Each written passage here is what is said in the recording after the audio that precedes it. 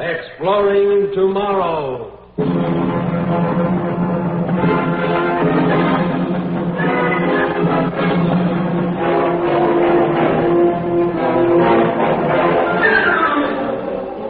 And now, here is your guide to these adventures of the mind, John Campbell. The term genius is fairly common in our language today. I wonder how many of you realize that the term originated with the old Arabian Nights concept of the genie. You know, the magical creature that came in a bottle and had such wonderful powers. The story is about a whole planet of geniuses. Genie. Interesting people to try to enslave, you know. Laboratory scientists have as much fun as anybody else, you know. One of the laboratory laws, sometimes called Finagle's Law or Murphy's Law, goes, in any laboratory experiment, if something can go wrong, it will. Well, this is the story of a planet-sized laboratory experiment in which something could go wrong.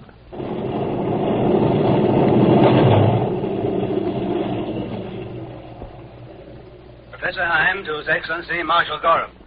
The ship is now in orbit about the planet of destination. Good. Have a lifeboat prepared for descent with an invisibility screen. Yes, Your Excellency. How many crewmen will you want to take along? None. There'll be just myself and you, Professor Heim. Sir? You, the Marshal, landing on a barbarian world without even an escort? I'm begging your pardon, sir, but... Do you mean that the Grand Marshal of the Galactic Imperial Armed Forces can't carry out an undercover inspection on a backward planet without a dozen Marines clanking in his wake? No, sir. No, sir. And please remember that the people down there have no weapon more powerful than a bow and arrow. Whereas I will be carrying a nuclear blaster under my coat. Yes, sir. Of course, Your Excellency. And while we are down there on that planet, Professor Heim, stand by for possible action. We may have to bombard the place with cobalt missiles. Wipe all the life off it. Sterilize the entire planet, sir? You heard me, Professor. I said we may have to. Not that we will. It depends on what I find down there. That peaceful, primitive world may turn out to be just another stupid scientific experiment. Or it may turn out to be the worst danger of the Empire and all its stars have faced for 1,000 years. Now, I want you, Professor. I'm in my office at once. Over. Yes, Your Excellency. Over and out.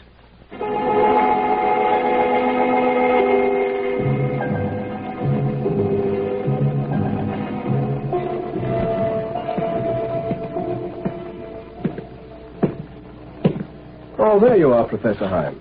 Yes, Marshal Gorham, here I am. You've arrived at your experimental planet. I know. I was just watching it float there among the constellations. I don't know a more beautiful sight in the universe. Well, break out the native costumes for us, too. We're going down. At once? I am a military man, Professor, not one of your psychologists. Now, so far, your people have spent 1,500 years studying that planet. But as for me, there's war on the Imperial borders, and I can spare 3 days. 3 days to decide? To decide whether we can let your experiment go on or whether to discontinue it, shall I say? But only 3 days. Marshal, you don't realize it would take a week just to explain the statistics of... I know, I've heard it all.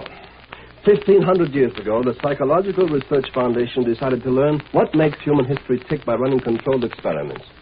So it took a lot of uninhabited planets and put different kinds of people on them. Oh, their memories wiped out, Marshal. The first generation started out knowing as little as animals. They had to discover everything for themselves. Fire, language, the wheel. Do you imagine that their descendants could have learned enough to menace us? To threaten an empire that for 3,000 years has controlled millions of planetary systems? We've been through all this before, Heim. I've told you again and again, I'm not worried about your other experimental worlds. They're still cavemen or less. But this planet here, pure genius stock. A planet where nobody has an IQ below 150. And God knows how high they go. Well, I just can't tell about them. And His Majesty is worried, too. There have been rumors. He sent me here himself to decide whether or not those rumors could be true. But the people down there don't even know the Galactic Empire exists. Why, the men there are still farming with plows and sailing in steamships. Sure. What of it? Ordinary men on Earth with an average IQ of 100 needed maybe 500,000 years to get as far as your geniuses have in 1,500. I understand they've already developed Newtonian physics, chemical batteries, telescopes, world governments. At that rate, they'll be visiting the other planets of this system in 50 years. They'll reach the stars in a century, and then they'll be loose in the Galactic Empire. Do you think they'd fit tamely into the caste system, like good subjects of the Emperor? Why, they couldn't even if they tried. They'd produce a new invention and a new philosopher every day. And that would mean the end of stability, and that, Professor, would mean the end of the Empire. So you say, but you're a soldier. You don't understand. Yes, I know. I'm a dirty militarist who can't see past the end of my own guns. All I'm good for is killing, huh? And you're a noble intellectual scientist. Yeah. I've heard that guff before, Professor, and I've gotten pretty tired of it. But I tell you, the genius people are cooperative and... My orders are to inspect the place and decide for myself whether they're right or not. So that's what I'm going to do. Come along, Hein.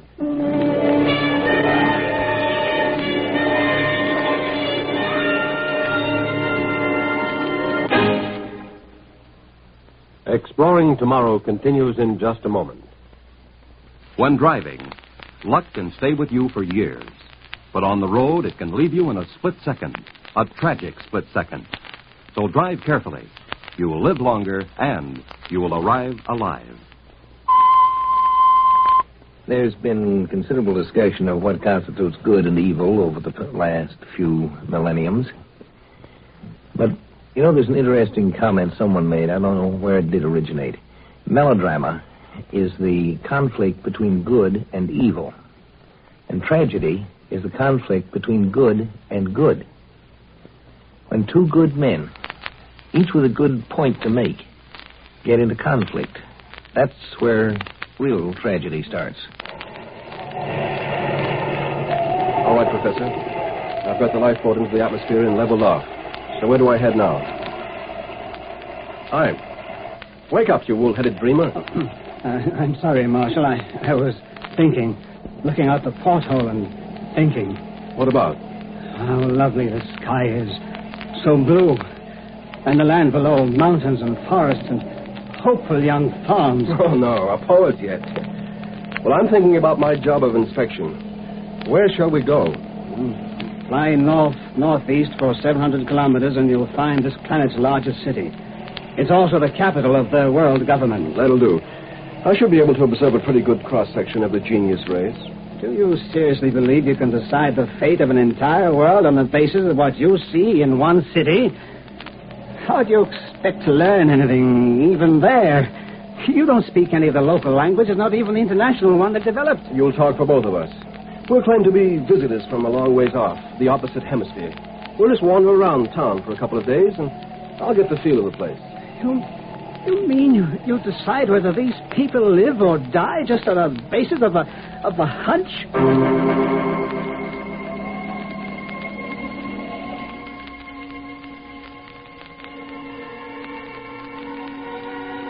Now, here we are. Landed in an empty meadow. You sure nobody will happen by? Oh, what do they do? The lifeboat is invisible. Even so.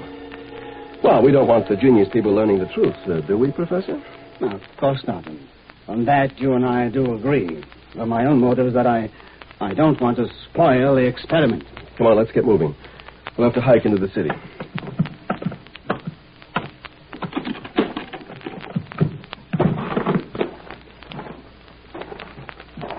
Oh, it's nice outdoors.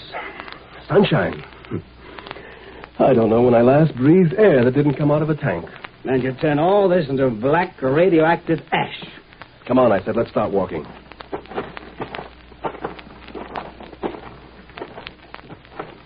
Well, there's a road. It's pretty well paved. Oh, yes. 10 years ago, this was a livestock trail. Today, they're driving steam automobiles over it. I predict that 10 years from now, the first airplane will use this for a landing strip. But where's the mass market to support all that progress? There isn't much of one. Actually, most people here are still riding around in buggies. You see, they have a unique social system. The average man on this planet would rather buy a new book than a new gadget. But at the same time, their engineers keep on making inventions because a mind of such power can't help being creative. And I tell you, the Empire can't afford what you call creativeness.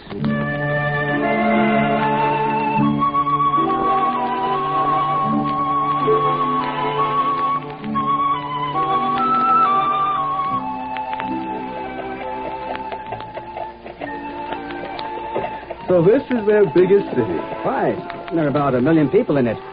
You call that a city? Considering the small population of this world, yes. It's backward, all right. Carts pulled by animals. Water pumped by windmills, bearded men in clothes of vegetable fiber, wood in plaster houses, gas lamps. That's what I keep telling you, Marshal. These people aren't demons. They're as human as you and I. They're born the same way as us. Grow up, learn, love, laugh, weep, and die like human beings anywhere in all space and time. They simply happen to be more intelligent. Let them live. 70 generations ago, they were savages. They didn't even know how to chip a flint. And now they've come to this. Yes. Our observers mingling with them in disguise have already learned more about historical dynamics than... Oh, sure, this city is still primitive. But in another 100 years, they have schools, laboratories. They don't frown on artists and scientists and philosophers. They glorify them. So, in 100 years, they'll be out among the stars. And we don't dare allow that. But they won't, Marshal. Not necessarily. If only you'd let me show you the economic data. For instance, the great uninhabited spaces they still have right on their home planet. Shut up, I'm thinking. Thinking? I don't think you're able to. What did you say? Nothing. I have a knife, Grand Marshal Gorham. You don't know that, do you? You think I'm just another ineffectual little dreamer, don't you? Well, you may find out different.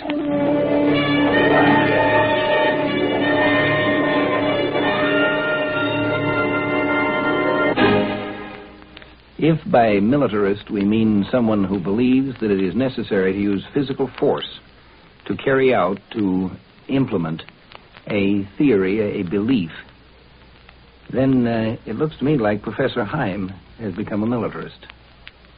He intends to use force, doesn't he? Canal tu solo, Perden. Sabanhosted. What did he say, that bellhop or whatever he was? He wished us good night in the international language. He thinks we're foreigners, you remember? Ha! If he only knew how foreign. That's a cheap way to feel superior, isn't it? Oh, shut up, Heim. I'm still trying to decide what to do about this planet. There are too many paradoxes. The waiter in the restaurant wanted to ask you about the ethnology of the country he thought we came from. This is a nice, clean hotel room, but it doesn't have running water. And yet the clerk downstairs was reading what I swear must have been a mathematical journal. Does that make them monsters? Under the social system here, such routine jobs are done by students. And, of course, every person on this planet goes through at least 5 years of college. But that's all it amounts to, Gorham. A whole world of long-haired dreamers who are experimenting with aircraft and rockets, who developed the theory of evolution before they learned how to smelt iron. I don't trust them. Of course, you don't understand them. You're too... I mean... Too stupid? Isn't that what you're going to say, Professor? I'm just a dumb militarist who worked his way from private soldier to Grand Marshal of the Galactic Empire. No fine scientist, just a hired hand keeping the barbarian raiders off your scientific back. Well, Professor Heim, I happen to be the man who will decide what's to become of this planet of geniuses. And have you decided yet, Your Excellency? Not yet. I can still take a couple of days to... 2 more days? After the Foundation worked for 1,500 years? Wait. What are you doing? This is a knife in my hand, Marshal Gorham. Don't move. If you reach for that blaster, I'll kill you. You go crazy, Heim? No. You're the crazy one. You're the lunatic who wouldn't blot out man's last best hope, this planet. You allow yourself 3 days to decide the whole future of the world. Now unbuckle that blaster. Don't let your hand come near the trigger. I'll drop it on the floor. Kick it over to me. So.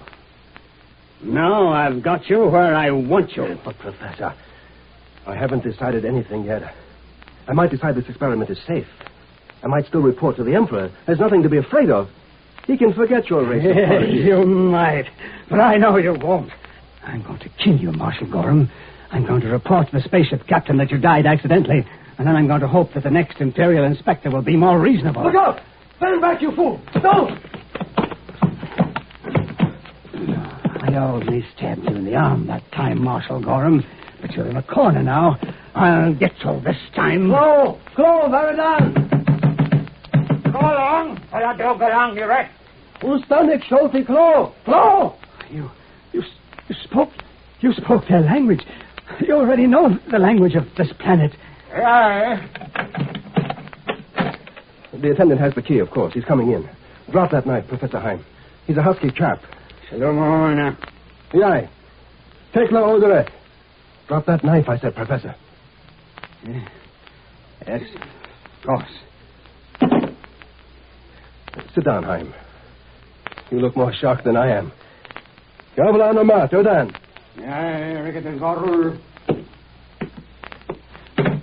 He's gone after the first aid kit for me. Not that you hurt me seriously. I'm sorry. It doesn't matter. And you're a native of this planet yourself. Yes. I was born here, though I've lived most of my life out in the Empire. We thought we were keeping a planet full of geniuses and ignorance. How long have you known? We began to suspect the truth 500 years ago. And we discovered that all life had evolved from lower forms, but couldn't find a subhuman ancestor for man. And finally, your disguised observers were identified. We even used blind man techniques to spot those wearing invisibility screens. Did you really expect you could go on fooling a race with twice your brain power? Well, we thought so. Yes, I suppose it was foolish.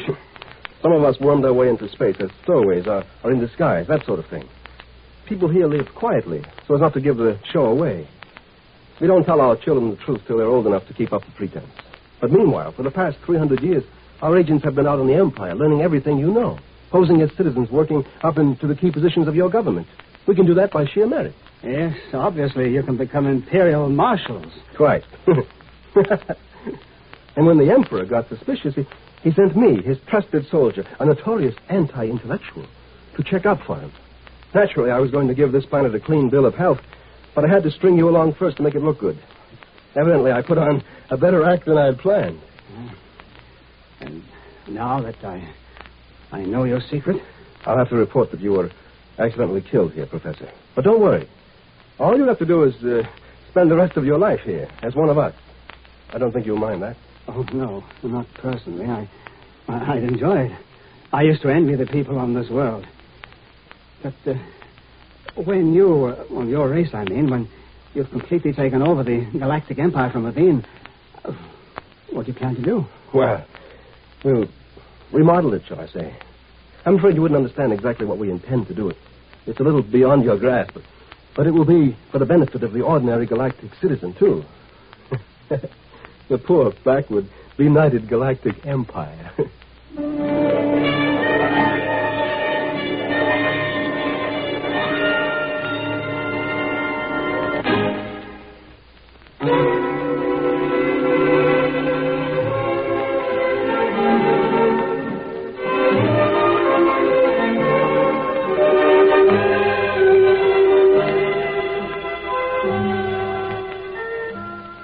They say that the first requirement for teaching a dog to do tricks is that you have to know more than the dog.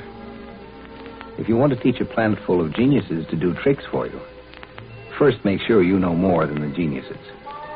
You can enslave some kinds of entities, but you can't enslave, you can't impose on entities who are more intelligent, more thoughtful, more wise than you yourself.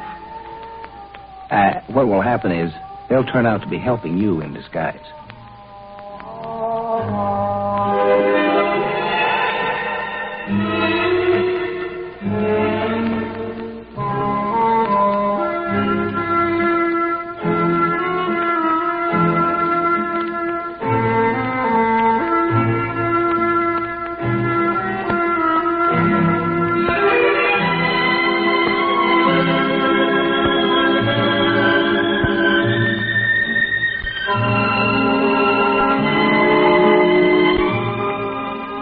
Join us for a fascinating adventure in Exploring Tomorrow. Heard in our cast tonight were Ron Dawson and Al Ruscio. Script was by Powell Anderson, produced and directed by Sanford Marshall here in New York. Guy Wallace speaking.